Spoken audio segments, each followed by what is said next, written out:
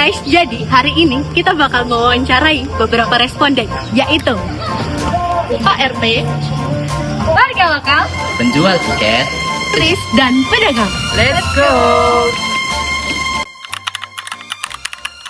Saya dari mahasiswa UMM ingin bertanya apa perbedaan yang Bapak rasakan antara kayu tangan dahulu dan sekarang, terutama terkait nilai persatuan dan gotong royong sesuai sila tertinggi Pancasila.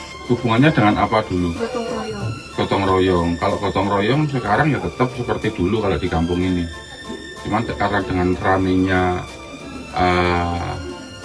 imbas dari dijadikan tempat wisata, nah kita juga agak kesulitan juga untuk kalau mau melakukan kerja bakti atau kesulitan. Siapa tokoh masyarakat yang sejak dulu berperan menjaga budaya di kayu tangan ini?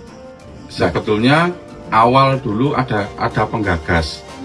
Dan untuk penggagas itu atas nama Pak Insinyur Budi, ya, sama Pak Birom almarhum, Pak Chandra pemilik Soang Alam, sama namanya Pak Agung. Pak Agung itu sekarang Sumbersari kalau nggak salah. Beliau-beliau ini yang menggagas karena beliau ini yang melihat bahwasanya di kayu tangan ini ada potensi dijadikan kampung wisata. Awalnya dulu dari kampung kayu tangan ini hanya finalis kampung tematik Malang, dan itu pun yang diajukan bukan kampung wisata heritage tapi Punden Bahonggo itu. Jadi awalnya yang diajukan itu. Terus beliau berempat ini melihat, oh kok ada potensi untuk dijadikan kampung heritage, akhirnya sampai sekarang jadikan kampus heritage. Termasuk teman-teman mahasiswa ada yang dari ITS, dari ITN, dari UB, dari UNER, itu yang mereka yang mewacanakan. Sejak dari kapan sih Pak kayu tangan ini menjadi pusat wisata? 2017 kalau nggak salah. Dan kenapa namanya dinamai kayu tangan? Apa emang dari dulu? Kalau kayu tangan itu memang sudah dari zaman Belanda, Pak. Dulu di sekitaran kayu tangan sampai alun-alun itu ada, bisa dibilang pohon beringin yang kayak seperti tangan gini. Itu dulu. Cuman ada juga yang nyebut, itu salah satu jenis pohon kayu tangan itu. Dan sekarang pun itu ada di Trenggalek kalau nggak salah. Jenis pohon, dan itu pun dari pihak kayu tangan pernah pingin punya lah aset itu, tapi tidak bisa. Apa unsur-unsur budaya yang masih ada dari dulu sampai sekarang di kayu tangan ini? Budaya nggak ada, Mbak. Apa budayanya? Oh, cuma gini-gini aja. Yang ditonjolkan apa? Nggak ada yang ditonjolkan. Paling rumah lama, nggak ada budaya khasnya. Oh, kalau saya terus terang. Perbedaan kita di kampung ini antara zaman dulu dan zaman sekarang itu apa sih? Ya jauh. Hanya gini ya, era dari jadi mulai ada ya, tapi kayu tangan ya jauh sebelum perbedaan. Ada di sini katanya jual sebulan. Terus di sini ada sepuh yang di atas menjadi atas kulit yang di atas namanya ya kau khusus. Kayu tangan itu memang dulu orang dulu bilangnya embok kocek jalan belajar. Masalah berbeda dan pertama itu lewat ini sih. Gereja itu gitu, itu misal orang tua ini sampai kita ini saking diskusi kita ya tetap baca kayu tangannya aja cuman isinya doang seperti itu saya. Untuk unsur-unsur budayanya masih tetap tertentu itu gimana ya Pak cara tetap mempertahankan dari zaman dulu sama budaya itu dulu lah, karena terus terang banget. Kalau yang budaya kejawenan itu di sini sudah lanjut. Karena apa? Di sini mayoritas orangnya itu maju. Saya itu menggunakan Muhammadiyah. Jadi ya kalau karir apa itu ya usah mereka gitu. Kita nggak harus batalkan yang jadi semuanya jalan. masih terkait satu sama lain, tapi nggak nunggu kayak kita itu kan selamatkan kan, dia nggak dipuji, cuman nggak ada apa, gitu loh. Nggak biasa di sini tuh baik. Terus sekarang anak mudanya ini punya waktu itu Pak Anton membuat pusaka religius di Lombok ini. Nah kita nolaknya kenapa? Kalau religius kemana? Nanti sudah tahu. Kita tapi kan hatinya buat kan banyak lama-lama dari itu. Mungkin untuk pertanyaan Bapak, market tangan ini berubah menjadi tempat wisata. Ya, bagaimana perubahan ini jadi misalnya dengan masyarakat? Gitu ya. Waktu itu era tahun 22 ya, kurang lebihnya 22. Saja terus kopi gitu. Waktu itu berdiri sih. Itu tapi lain pengurusnya ada anak-anak kita semua, tidak orang lain. Generasi bawah saya, anak-anak saya lah ya.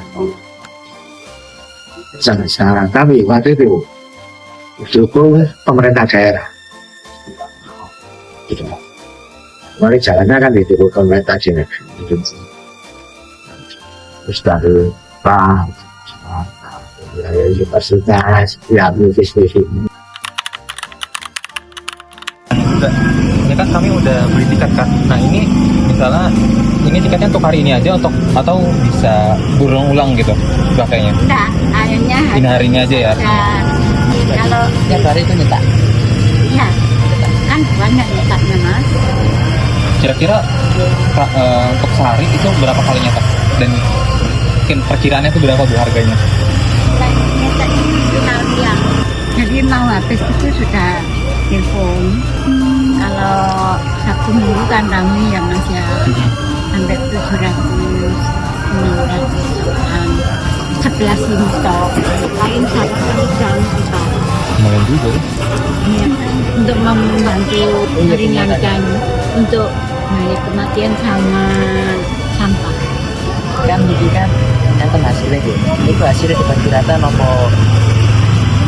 Setiap RW kan dapat dana sekitar 25 juta setiap 6 bulan sekali. Terus ada anak asuh, ada lansia, itu dikasih. Kami ingin menanyakan beberapa hal. Apakah Bapak berkenan kira-kira? Iya. Alasan Bapak buka usaha di sini tuh untuk apa? Saya dari awal di sini aja. Oh, berarti waktu Kayu Tangan belum jadi tempat wisata. Belum ada. Oh, berarti Bapak warga lokal di sini. Iya. Sejak kapan Bapak tinggal di sini atau dari lahir? Saya masuk sini itu tahun 89. Iya, pengunjung warga asing. Kayak dari luar negeri gitu. Kalau ke sini kebanyakan biasanya untuk keperluan saya buka laundry. Nah, itu kebanyakan mayoritas ke laundry, cari laundry gitu. Apakah Bapak jualan di sini ada dapat iuran nggak dari warga? Ada iuran nggak setiap bulan buat di sini? Oh, nggak ada. Nggak ada, karena emang warga lokal nggak dapat iuran gitu ya Pak ya.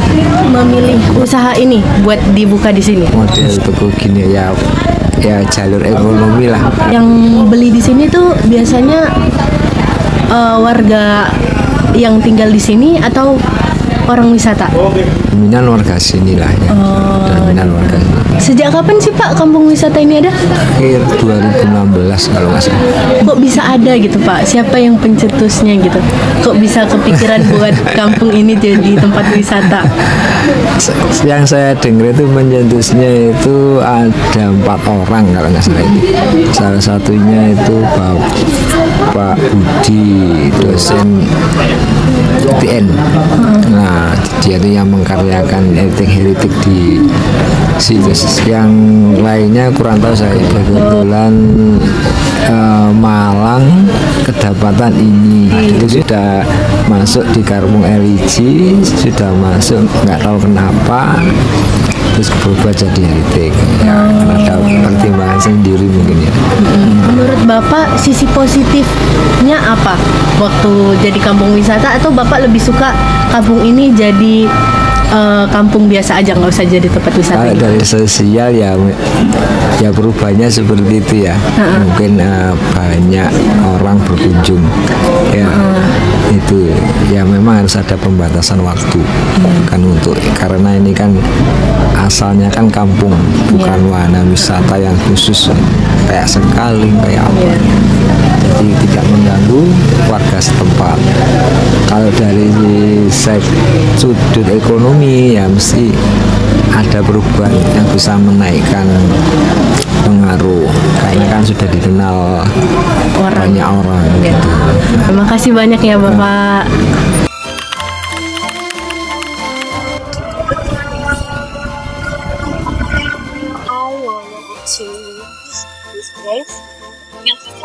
What do you feel visiting this place?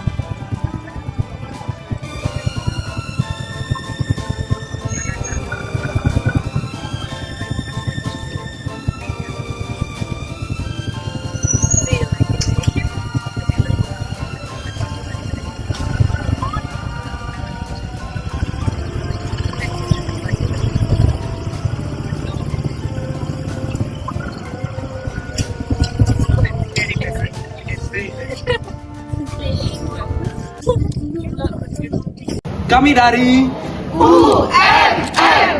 Ntar ada gaya-gaya gitu ya biar lucu. Oh ini tak buat meme ini. Udah punya gua. Kayaknya. Gila sumpah ini.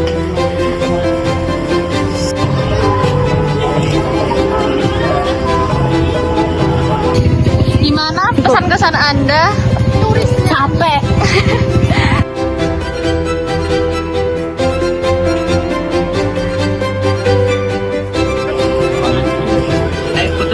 Bibi ini minta video kamu, Bibi. Kamu belum ada masuk video.